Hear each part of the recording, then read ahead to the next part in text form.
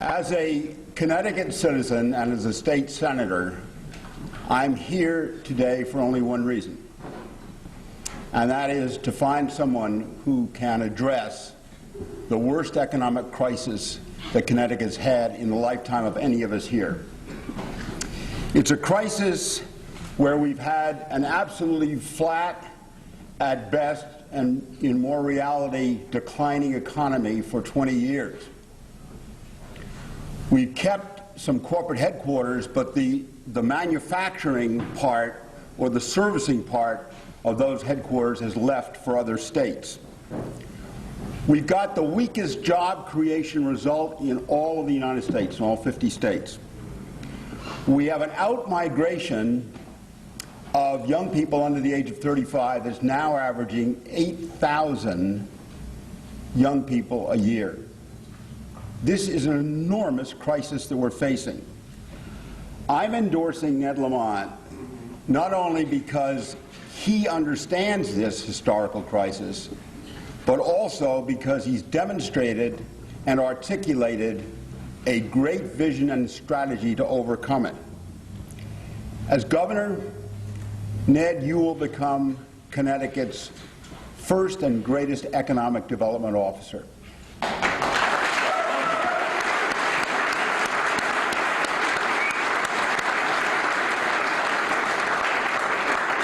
Your life has been full of economic development. This is just an extension of what you've done for so many years. 2010 will undoubtedly be the most significant election in decades, the most significant without a doubt in decades, as we try to move the state forward again. I really believe that Ned Lamont will lead us to a new day and a new Connecticut. And so, with the greatest enthusiasm, I introduce you to the next governor of Connecticut, Ned Lamont.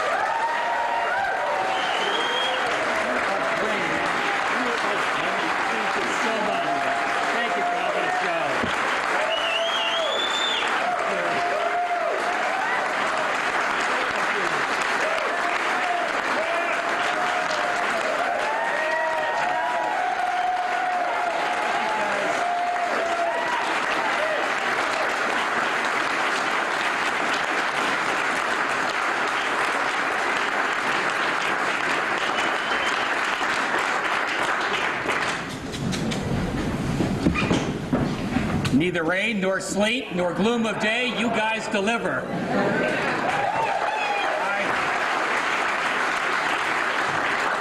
And I so much look forward to serving with you. To my favorite fellow teacher, Carol. To Pedro, my coffee's getting a little bit better. And of course, a special, special thanks to my daughter, Lindsay.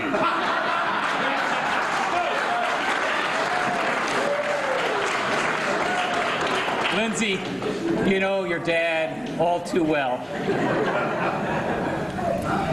And look, to a lot of friends here, friends who were here 4 years ago, right here at the old State House, friends who had the courage and the independence to stand up. We stood up to the political establishment. We stood up to the conventional wisdom, and we made a difference.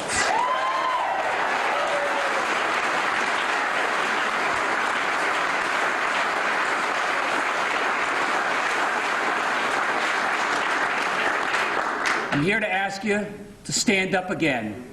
Yes, Connecticut, we do have an economic crisis, but I'm more worried, Connecticut, that we have a crisis of confidence. I need you to stand up to those pessimists who say Connecticut's best days are behind us. They are wrong. I also need you to stand up to those who say, oh, we'll skate through this economic recession, and then we'll be back to business as usual. And they are wrong. I need you to stand up for a Connecticut that gets out of its defensive crouch, gets back on offense, starts investing in the future again, help businesses expand, start putting people back to work, get Connecticut back to work. That's how we get Connecticut going again. That's how we get Connecticut growing again.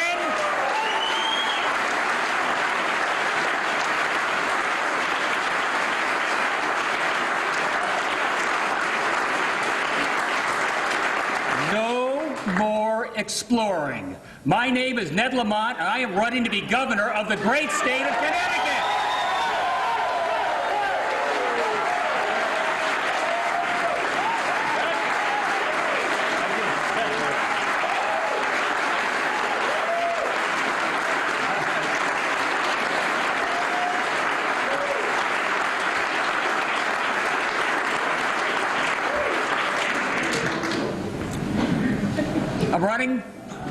I'm running as a dad. As you know, Annie and I, we have 3 kids, Teddy, Lindsay, and Emily. You know, and as Ed said, more than any other state, our young graduates are leaving. They're leaving Connecticut for greener pastures. And my kids are going to make their own paths in life. But as a governor, I want to make sure that this is a state with vibrant cities and great job opportunities, a place where all of our kids can always call home.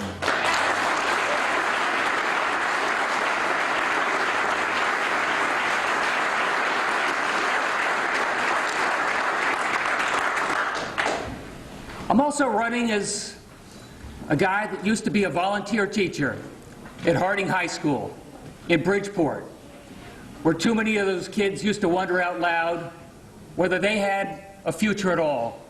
And I taught with some amazing teachers who encouraged and inspired these kids every day. And as your governor, I'm going to be back there at Harding. I'm going to be back there at those schools. I'm going to remind those kids every day that you're going to be great players on Team Connecticut.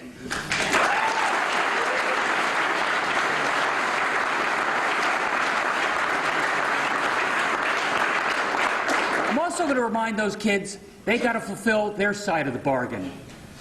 Study hard, graduate, and we'll do our part as well. I'm also running as a guy who I think, like many of you, started out in local government. I was a selectman, Board of Finance, where the rubber meets the road, you know, working with constituents every day, making the government work for the people again, something we got to remember here in Hartford every day.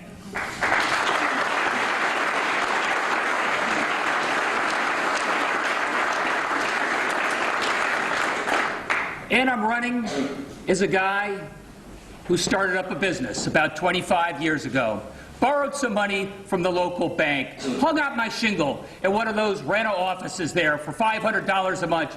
All of us would-be entrepreneurs in a row with $1 and a dream, and a great administrative assistant named Olivia. And Olivia used to cover for us, give us that big company feel. Hello, Lamont Digital, how can I help you? Oh, you'd like to talk to the director of purchasing. Well, she's busy right now.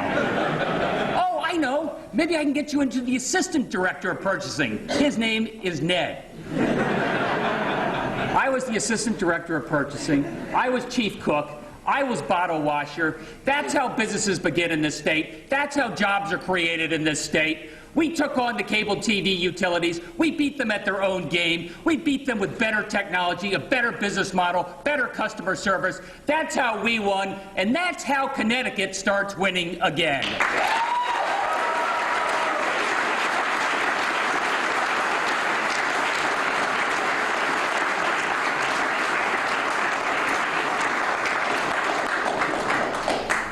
I learned a couple of things in business that I think are relevant. If I did business the same way today as I did 25 years ago, my competition would have put me out of business several times over. And here, the state of Connecticut, we're doing business pretty much the same old way. Same old technology, same old business model. That's not serving our people, and it's costing the taxpayers a fortune.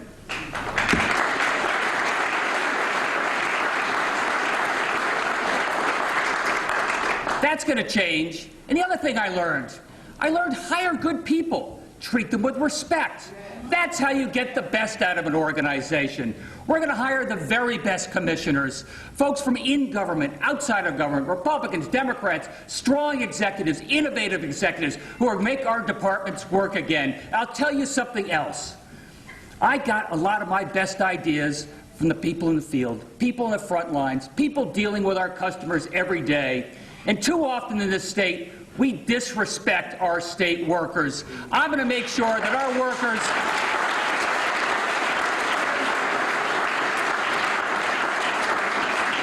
ideas we're getting from the folks on the line. We're going to make sure our state workers have a place at the table, treated with respect, empowered. That's how we get this state back on track.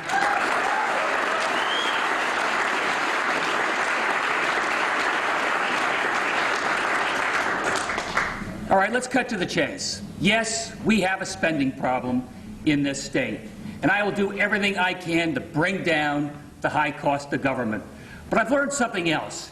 You can't cut your way to heaven, and we're not going to balance the budget on the backs of my kids from Harding High.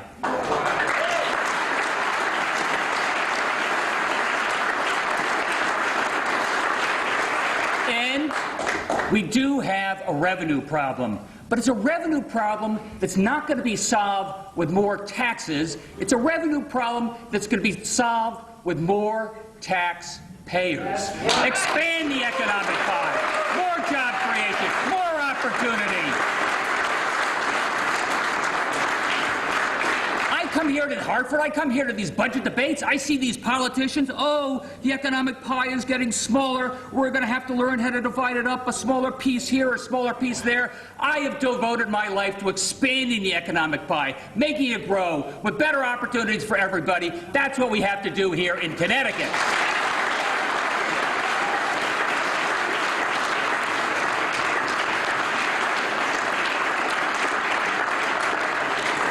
And maybe, just maybe, Connecticut needs a governor, somebody who started up a business and created more than a few jobs here in a state that's dead last in the country in starting up businesses and creating jobs. What do? First thing I do as governor, first thing I do as CEO of the state, the Chief Economic Development Officer of the state. I get on the phone, I beat the pavement, I start talking to employers large and small. What do you need? What do you take to grow? What does it take to invest? How can we get you to start hiring again? And I know what you're thinking. Oh, I bet they're going to say I need a $100 million tax giveaway or I'm going to move to Georgia. Well, Carol, we went around CCSU. We talked to the businesses. That's not what I heard. You know, we went to the insurance companies right here in Hartford, and they said, we need more actuaries. You know, we need more statisticians. We need more accountants. And that's what Drew Harris, that's what we did at CCSU. We made sure they didn't have to go out of state to fill those needs. That's okay.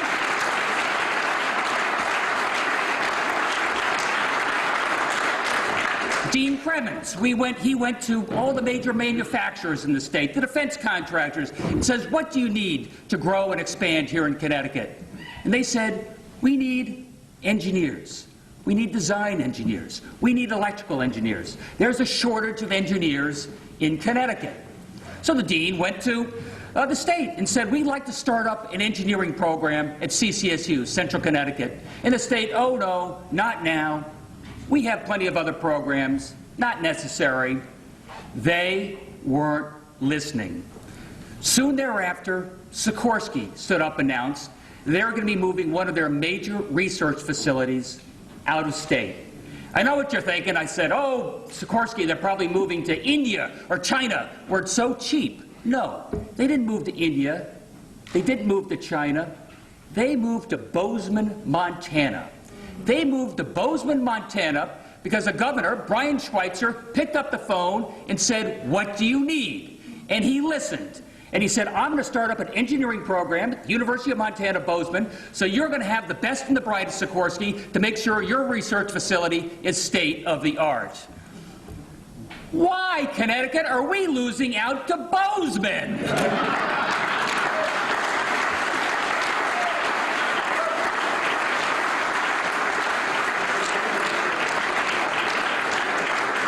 We have the best women's basketball team in the world. They don't lose to anybody. They don't lose to anybody, and we're losing to Bozeman. What would Coach Gino say? He'd say, Connecticut, go on offense.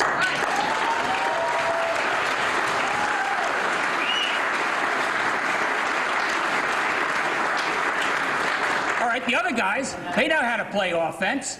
I was there at a mid-sized manufacturing company, and he said, Ned, I just got a call. I got a call from a guy named Rick. And Rick said, you know, you ought to think about moving your operation down to Austin, Texas. I know you got about a year left on your lease. Come on down to Austin. And this guy said, you know, Rick, I've been a New Britain guy all my life. I don't need to move down to Austin. He said, come on down. Weather's great, great schools. You'll fit right in. We'll fly you down. That's Rick Perry, the governor of Texas, and that's the competitive landscape we're working in right now. I'll tell you, I am ready to roll up my sleeves. I know how to talk to business. I know how to get Connecticut back on offense again. All right, first thing.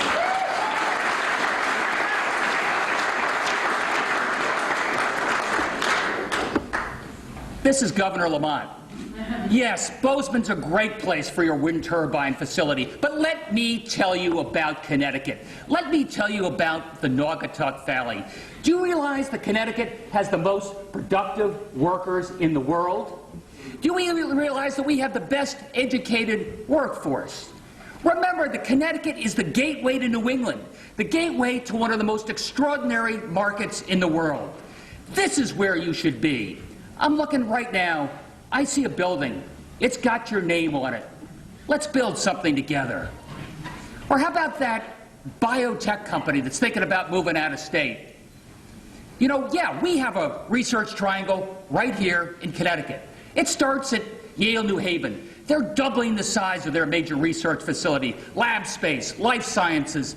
Keep going right down I-95. Go right down the Knowledge Corridor. Right to Pfizer with their major research facility in Groton, New London. Quinnipiac University. They're going to be starting up a medical school. This is where you want to be. Have you thought about the Science Park in New Haven? That's right. That's where Eli Whitney reinvented manufacturing. And you should be there with the other biotech companies because that's where Connecticut is going to reinvent medicine.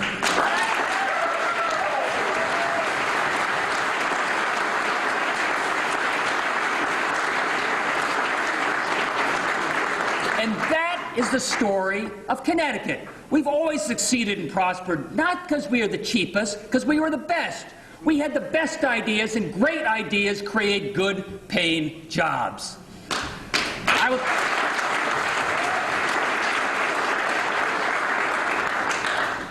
Connecticut. I mean, we invented the sewing machine. We invented the typewriter. We invented the submarine. We invented the helicopter. Right down the street in Waterbury, first they perfected the pocket watch, then they perfected the wristwatch. They have a sense of humor. They invented the Mickey Mouse watch. That's the story of Connecticut past, and that's the story of Connecticut's future. Mark my words, we are going to manage our way through this budget crisis. But Connecticut, we need more than a manager. You need more than a politician. We need a leader who's ready to stand up and ready to bring out the best in the state of Connecticut. Will you stand up? Will you stand up for Connecticut? Will you join us?